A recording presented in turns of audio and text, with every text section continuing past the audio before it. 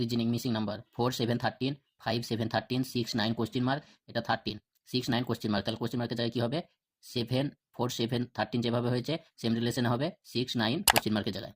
তাহলে 5 4 7 4 কিভাবে 7 হয়েছে 4 এর স্কোয়ার করলে হবে 16।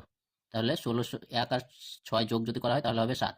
তারপরে হচ্ছে 7 এর স্কোয়ার 7 এর স্কোয়ার 49 49কে 4 প্লাস 9 করলে হবে 13। তারপর এটা হচ্ছে 5 এর স্কোয়ার 5 এর স্কোয়ার 25 25 থেকে 2 আর 5 প্লাস করলে হবে 7।